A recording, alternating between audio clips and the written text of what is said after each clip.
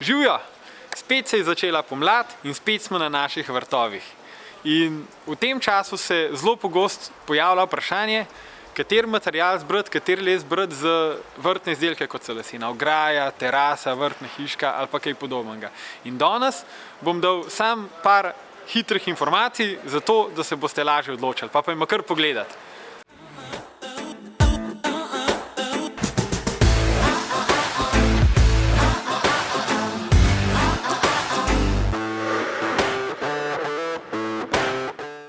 Evo, zdaj imam pred sabo cel kup materialov. Smreka, kumaru, iroko, itauba, ipe, macesen, iroko, jesen, tik. Koliko je tega? Za katerega se zdaj odločiti? Samo da tole odložim, pa gremo naprej. Je par dejavnikov, na podlagi katerih se je nekako treba odločiti in ni vedno glavni odgovor trajnost. Treba je upoštevati več dejavnikov. In sicer ta prvi dejavnik, ki je v resnici najbolj pomemben, pa se sploh ne sliši, je dobavljivost lesa. Da ga lahko sploh dobite, ker nekaj je stvar obljubiti, drugo je pa izdelek narediti pa dobaviti v roku. To pomeni, da moramo imeti redno urejene vezi z dobavitelji. In tukaj se krog izbor materialov bistveno zoža. In jaz bi jih kategoriziral v tri skupine. Eno je smreka, kot najcenejši material, osnoven, potem je macesen, ki je občutno obstojnejši, pa tudi nekaj dražji, ločimo sibirski ali pa alpski macesen. Potem so pa eksotični lesovi, kot so kumaru, iroko, tik in tako naprej, ki pa predstavljajo še boljšo obstojnost, pa so cenovno še en rang nad sibirskim macesnom. In zdaj je pa odvisno od vas, kaj pričakujete od lesa. Evo, takole, zdaj imam pa tukaj pred sabo smreko, macesen pa kumaru. Recimo, da je to naš ožji izbor, ti materiali so večinoma vedno dobavljivi.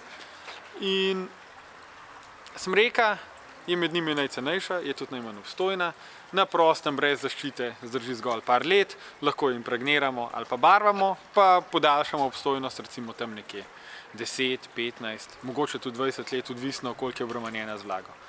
Macesen je tisti material, s katerim se mi srečamo največkrat, razlog je pa to, da predstavlja najboljše razmerje med ceno pa kvaliteto. Se pravi, za plačan denar dobite največ. Macesen lahko zdrži tudi celo generacijo in prednost pred smreko je, da ne rab nobenega vzdrževanja. Na trgu je dobavljiv, mi ga imamo tudi v prvi kvaliteti, se pravi zelo malo grčam, zelo malo smole, kar predstavlja zelo stabilen les, da se malo krivi, malo poka in je zaradi tega tudi obstojnejši.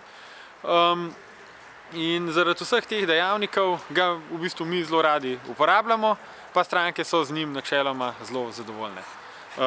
Tretja vrsta, se pravi recimo eksote, kumaru, ta predstavlja recimo cenovno še nekje tretjino več kot macesen. Veliko se ga uporablja na delih, kjer so zelo obremenjeni z vlago, se pravi kakšne terase, kjer je les praktično čist pri tleh, ker vlaga povzroča trohnenje lesa. Pri večjih lesenih izdelkih, kot recimo, ne vem, vrtna hiška, vrtni izdelki iz lesa, mi že dajemo to v kategorijo večjih izdelkov, ali pa kakšna dolga ograja, ali pa veliko lesene fasade. Vse to pa običajno predstavlja prevelik finančen zalogaj, če gremo delati iz eksotičnega lesa. In potem ponavadi prevlada racionalnost in se vrnemo na macesen. Če pa imate kakšno terasico, ki mora biti narejena v piko, ali pa kakšen vrtno pohištvo, kakšen detajl, so pa eksote zakon, ker naredijo res tisti lep videz, gladke linije, sijaj, lepo se jih da zbrusiti in so res kul zadeva. Evo, to je to. In ja, kljub temu, da macesen ne rab vzdrževanja, ima svoje posebnosti. Les bo začel takole siveti, kot se vidi tukaj na hiški, tale je recimo stara dobri 2 leti in s časoma bo v celoti postala siva, tako da upoštevate ta odtenek že, ko načrtujete hišo oziroma vrt. Evo, iz moje strani je danes to. Če vas zanima več detajlov o lesu, o materialu za vrt, za zunaj, Na YouTubu imam ogromen prispevkov že povezanih s to temo. Poglejte si YouTube kanal Mizarstvo Hrovat, tega redko omenjam, ampak je gor ful uporabne vsebine. In vabljeni, evo, hvala, se vidimo naslednjič. Čau, čau.